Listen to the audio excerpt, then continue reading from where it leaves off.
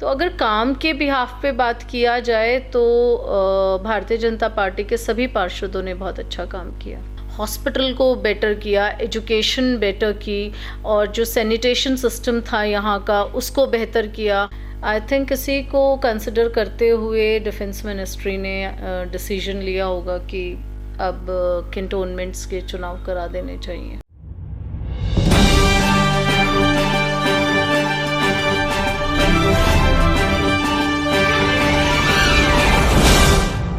मैं शंकर धीवा और आज हम पहुंचे हैं दिल्ली छावनी में और आपकी मुलाकात कराएंगे बीजेपी की कद्दावर नेत्री प्रियंका चौधरी से।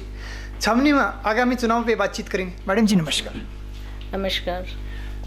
अभी आगामी रक्षा मंत्रालय ने दिल्ली छावनी के जो चुनाव हैं उनकी घोषणा कर दी है। संभावित जो परिणाम है मोस्ट प्रोबेबली अप्रैल में आने की चांसेस हैं, उस पर आपके क्या विचार है? आप सभी जानते हैं कि पिछले 2 सालों से चुनाव होने थे पर हुए नहीं, क्योंकि आई थिंक डिफेंस मिनिस्ट्री उस पर कुछ वर्कआउट कर रही थी। तो अभी डिसाइड किया कि इतने टाइम तक आप नॉमिनेटेड मेंबर्स के भरोसे पे जो इलाके हैं, एरिया, उनको नहीं छोड़ सकते। चुने हुए प्रत्याशी चाहिए होते हैं, क्योंकि वो लोगों के बिल्कुल टच में रहते हैं। तो जो हर वार्ड में चुनावा प्रत्याशी जाता है, काम करता है, तो उसका एक अलग महत्व होता है। आई थिंक इसी को कंसिडर करते हुए डिफेंस मिनिस्ट्री ने डिसीजन लिया होगा कि अब कैंटोनमेंट्स के चुनाव करा देने चाहिए। क्योंकि आपको पता है कि करीब 2 साल का समय बीत चुका है, इतना विलंब होने का कारण क्या है? कुछ अमेंडमेंट्स चल रही थी। अभी अगर आप देखेंगे तो काफ़ी जो पहले जब मैं 2015 में चुनाव लड़ी उस टाइम पे झुग्गी क्लस्टर एरिया जो है A1 डिफेंस लैंड पे था, तो वहाँ की भी वोट थी, वहाँ पे काफ़ी ज़्यादा वोट्स हैं। लेकिन अभी वो उन लोगों को वार्ड नंबर 8 से हटा दिया गया है। जो भी एनक्रोचर्स हैं डिफेंस लैंड पे, उन लोगों की वोट का राइट हटा दिया है। बट वो सिर्फ कैंटोनमेंट वाले में हटाया, क्योंकि कैंट एक्ट के हिसाब से वो नहीं हो सकता। MLA और MP चुनाव में वो रहेंगे। क्योंकि आप लंबे समय से राजनीति में हो, 5 साल पार्षद भी रही हो, आपकी क्या उपलब्धियां रही जिसके कारण आपको आने वाले समय में जो जनता है आपको वोट करे? सबसे बड़ी तो मैं ये कहूँगी कि ज़्यादातर लोग पब्लिक के बीच में नहीं रहते। मैंने जब मैं 2015 में चुनाव जीती, उसके बाद कैंट बोर्ड में हमें ऑफिस मिला, तो मैंने मीटिंग पॉइंट वहीं पे रखा, पब्लिक आके मुझसे मिलती थी। स्कूलों के डेवलपमेंट कराए, जो प्रधानमंत्री योजना चल रही थी स्वच्छ भारत, उस पर काफ़ी काम किया। उसके तहत हमने जितने भी ये डेब्लिएटेड कंडीशन में एरिया पड़े हुए थे उनको पार्क्स में डेवलप किया, हॉस्पिटल को बेटर किया, एजुकेशन बेटर की, और जो सैनिटेशन सिस्टम था यहाँ का उसको बेहतर किया। हमारे टाइम पर जब मैं फाइनेंस कमेटी की चेयरपर्सन थी, उस टाइम पे मैंने सारा यहाँ पे सैंक्शन करवाया था। जितना भी सीवर पाइपलाइंस डली हैं, रोड्स को बेहतर कराया। आप देखेंगे वार्ड नंबर 8 अकेला वार्ड है जहाँ पे मैंने पार्किंग एरिया भी एक्सटेंड कराया और ब्यूटिफिकेशन के लिए लाइट्स वगैरह भी लगाई।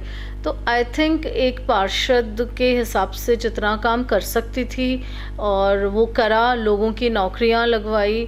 करीब 250 लोगों की जॉब्स मैंने कैंट बोर्ड में लोगों को लगवा के दी। तो मेरे हिसाब से जो भी मैं बेस्ट कर सकती थी वो मैंने किया। बाकी तो या तो पार्टी इसका डिसाइड करेगी तो और ये जनता डिसाइड करेगी। बात करूँ मैं आम आदमी पार्टी की, 15 साल से निगम में जो आपकी सरकार थी उसको धराशायी किया। 134 सीट उनकी आई, 104 सीट आपकी आई।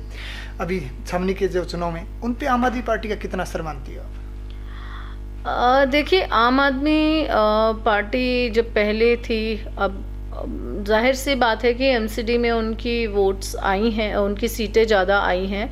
लेकिन दिल्ली छावनी में जितने भी BJP के पार्षद रहे 2015 से लेकर 2020-21 तक, सब लोगों ने बहुत अच्छा काम किया और काफ़ी लोगों के बीच में जुड़े भी रहे। पिछले 5-7 सालों में काफ़ी डेवलपमेंट भी हुआ है कैंटोनमेंट के अंदर, ये कैंटोनमेंट के लोग जानते हैं।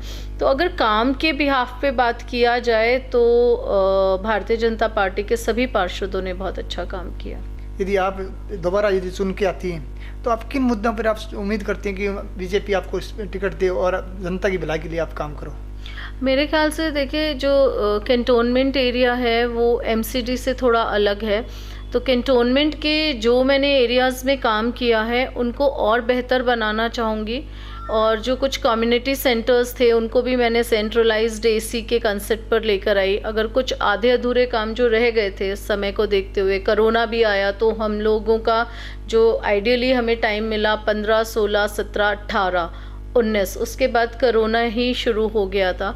तो काफ़ी जो थोड़े बहुत काम रहे वो करेंगे, और पब्लिक के बीच में जो भी हमने सर्विसेज दी कि हमेशा हम अवेलेबल रहे, अगर कोई सामाजिक काम है, धार्मिक काम है, उन सब चीज़ों में जुड़े रहे, लोगों को स्वच्छता, साफ़ सफाई, उस सब पे, एजुकेशन पे काम करेंगे। तो ये सारी चीज़ों पे लोगों को अच्छा कम्युनिटी सेंटर्स जो भी यहाँ पे है, अच्छी सड़कें, साफ़ सफाई, जो हमारी पार्टी की सबसे बड़ी मुहिम है स्वस्थ भारत स्वच्छ भारत, उसके अंतर्गत बेटी पढ़ाओ बेटी बचाओ, इस पे लोगों को एनकरेज करेंगे। और पब्लिक के बीच में मैं आज भी हूँ, आज भी मेरा ऑफिस आप देख रहे हैं वार्ड नंबर 8 में ही है।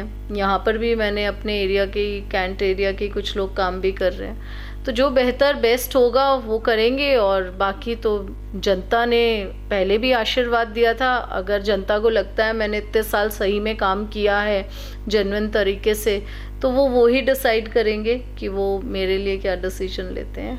और मैंने हमेशा ही एक बात कहती हूँ कि हमारी पार्टी जो है संगठन पे बेस्ड पार्टी है। पार्टी के जितने भी हमारा जो दिल्ली का सिस्टम है, अगर उन्हें लगता है कि प्रियंका चौधरी ने वाकई बहुत अच्छे काम किए हैं और मैंने पार्टी के फेवर में काम किए हैं, तो पार्टी अपना डिसीजन उस हिसाब से लेगी। तो वो पार्टी के डिसीजन है, पार्टी क्या लेती है। बाकी पार्टी का जो भी आदेश होगा वो तो हमेशा माननी ही है। बहुत बहुत धन्यवाद। Thank you. ये थी हमारे साथ में प्रियंका चौधरी जी, और उन्होंने खास तौर पे कहा कि यदि मुझे पार्टी टिकट देती है तो मैं शिक्षा, चिकित्सा के और डेवलपमेंट पे काम करूंगी। और आने वाली 30 अप्रैल को, अभी तक संभावित तारीख है कि जो अपना रक्षा मंत्रालय जो वोटिंग कराएगा कैंट में, छावनी में, और देखते हैं कि कौन उम्मीदवारी करता है। आम आदमी पार्टी भी दावा कर रही है, कांग्रेस लगभग आपको देख पता है कि इस बार ग्राउंड में नहीं है, तो बीजेपी और आम आदमी पार्टी के बीच में मुकाबला रहेगा। तो देखना है कि बाजी कौन मारता है। आज बस इतना ही, कल फिर मिलेंगे एक नई मुहिम के साथ। तब तक के लिए जय हिंद, जय भारत। आप हमारे चैनल को लाइक, शेयर एंड सब्सक्राइब जरूर करें। वंदे मातरम। नमस्कार।